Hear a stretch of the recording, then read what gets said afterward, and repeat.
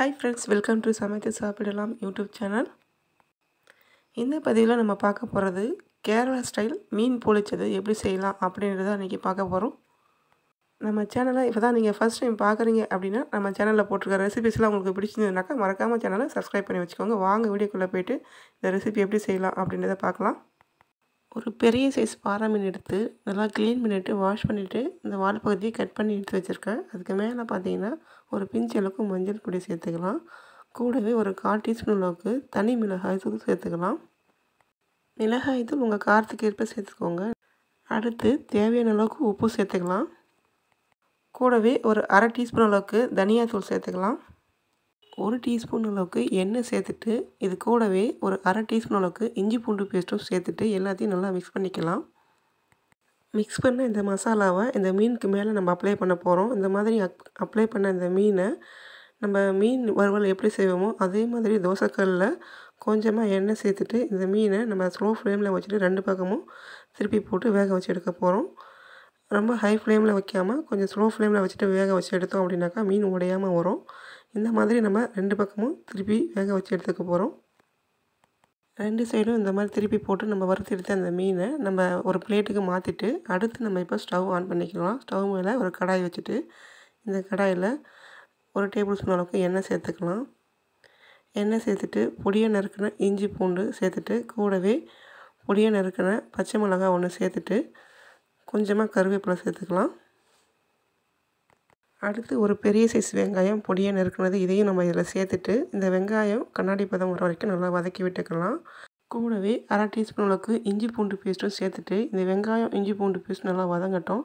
அதுக்கடுத்து நம்ம ஒரு பெரிய சைஸ் தக்காளி பொடியாக நறுக்கினது இதையும் நம்ம இதில் சேர்த்துட்டு இந்த வெங்காயம் இஞ்சி பூண்டு பேஸ்ட்டு இந்த தக்காளி எல்லாமே இந்த மாதிரி ஓரளவுக்கு நல்லா வதங்கினதுக்கப்புறம் இது கூடவே தேவையான அளவுக்கு உப்பு சேர்த்துட்டு ஒரு பிஞ்ச் அளவுக்கு மஞ்சள் பொடி சேர்த்துக்கலாம். கூடவே 1/2 டீஸ்பூன் அளவுக்கு தனி மிளகாய்த்தூள் 1/2 டீஸ்பூன் அளவுக்கு தனியாத்தூள் சேர்த்துக்கலாம். மிளகாய்த்தூள் உங்கள் காரத்துக்கு ஏற்ப சேர்த்துக்கோங்க.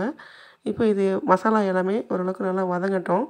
வதங்கினதுக்கப்புறம் ஒரு மீடியம் சைஸ் தேங்காயில் பாதி அளவுக்கு தேங்காய் எடுத்து அந்த தேங்காயில் ஒரு 100லேருந்து 150 ml அளவுக்கு தேங்காய் பால் கெட்டியான தேங்காய் பால் எடுத்துருந்தேன். அந்த தேங்காய் பாலை நம்ம இதில் சேர்த்துட்டு இதை நம்ம நல்லா கொதிக்க விடலாம்.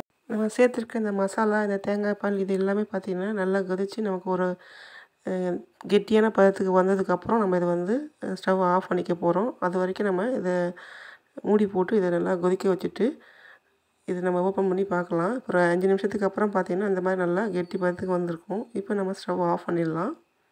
இப்போது மீன் ரெடி ஆகிடுச்சு, அதே மாதிரி மசாலாவும் ரெடி ஆகிடுச்சு. இப்போ ஒரு ஃப்ரெஷ்ஷான வாழை இலை எடுத்து நல்லா இந்த மாதிரி வாஷ் பண்ணிவிட்டு இதை வெயிலில் வச்சிங்க அப்படின்னாக்கா நல்லா வணக்கத்துக்கு வரும். அப்படி இல்லைன்னா நீங்கள் அடுப்பு அனலில் வச்சிங்க அப்படின்னாக்கா நல்லா வணங்கி வரும். அந்த மாதிரி இருக்கிற வாழை இலை எடுத்துகிட்டு அதுக்கு மேலே நம்ம ரெடி பண்ணி வச்சுருக்கிற அந்த மசாலாவை அடியில் இந்த மாதிரி வச்சுக்கோங்க. நம்ம மீன் அதுக்கு மேலே வச்சுட்டு மீதி இருக்கிற மசாலாவை இதுக்கு மேலே ஃபுல்லாக வச்சுடுங்க. வச்சுட்டு நம்ம இதை நம்ம அப்படியே இலையை மூடிட்டு நூல் வச்சு கட்ட போகிறோம். வாழை இலையை அனலில் நல்லா வாட்டினதுக்கப்புறம் நம்ம இந்த மாதிரி கட்ட ஆரம்பித்தோம் அப்படின்னாக்கா நமக்கு இலை கிழியாமல் இருக்கும். 4 பக்கமும் இந்த மாதிரி மடிச்சுட்டு நம்ம இந்த மாதிரி மடித்ததுக்கப்புறம் நம்ம இதுக்கு மேலே சின்னதாக நூல் வச்சு கட்டிட்டோம் அப்படின்னாக்கா அந்த மசாலா வெளியில் வராமல் இருக்கும்.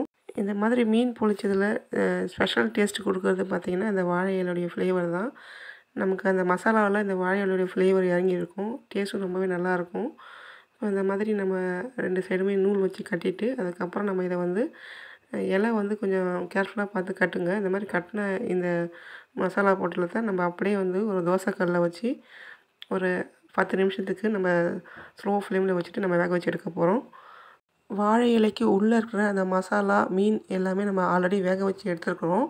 வாழை இலையோடைய ஃப்ளேவர் அந்த மசாலாவில் இறங்கணும் அப்படின்றதுக்காக தான் நம்ம இப்போ வேக வச்சு எடுக்கிறோம்.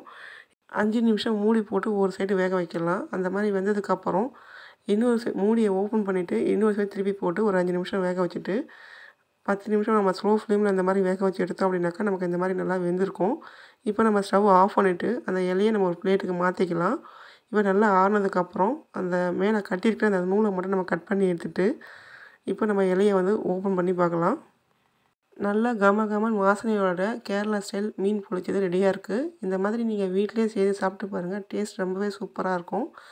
இந்த மீன் பொழிச்சது செய்கிறதுக்காக நான் இன்றைக்கி எடுத்துருக்கிற மீன் பார்த்திங்கன்னா பாறை மீன். உங்கள்கிட்ட என்ன மீன் பெரிய சைஸில் இருக்கோ அந்த மாதிரி ஒரு மீன் இருந்தாலும் நீங்கள் இந்த மாதிரி செஞ்சு சாப்பிட்டு பாருங்கள். டேஸ்ட் ரொம்பவே சூப்பராக இருக்கும். இதுக்கு மேலே பார்த்தீங்கன்னா ஒரு அரை எலுமிச்சம்பழம் தான் சாறு பிழிஞ்சு விட்டுக்கலாம். அந்த எலுமிச்சை சாறு நம்ம இதுக்கு மேலே சேர்க்கும்போது இன்னும் டேஸ்ட் ரொம்பவே சூப்பராக இருக்கும்.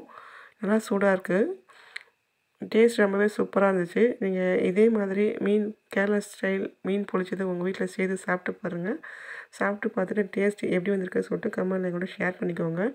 இன்றைக்கி பார்த்த அந்த ரெசிபி உங்களுக்கு ரொம்பவே யூஸ்ஃபுல்லான ஒரு ரெசிபியாக இருக்கும் அப்படின்னு நம்புகிறேன். ஓகே ஃப்ரெண்ட்ஸ், இந்த வீடியோ பிடிச்சிருந்தா மறக்காமல் லைக் பண்ணுங்கள், ஷேர் பண்ணுங்கள், கமெண்ட் பண்ணுங்கள். மறக்காமல் நம்ம சேனலை சப்ஸ்கிரைப் பண்ணி பக்கத்தில் இருக்கிற பெல் ஐக்கானையும் கிளிக் பண்ணி அதில் ஆல் ஆப்ஷனை கொடுத்து வச்சுக்கோங்க. அப்போ தான் அடுத்தடுத்து போகிற வீடியோஸோடைய நோட்டிஃபிகேஷன் உங்களுக்கு உடனுக்குடன் வந்து சேரும். தேங்க்ஸ் ஃபார் வாட்சிங். தேங்க்யூ.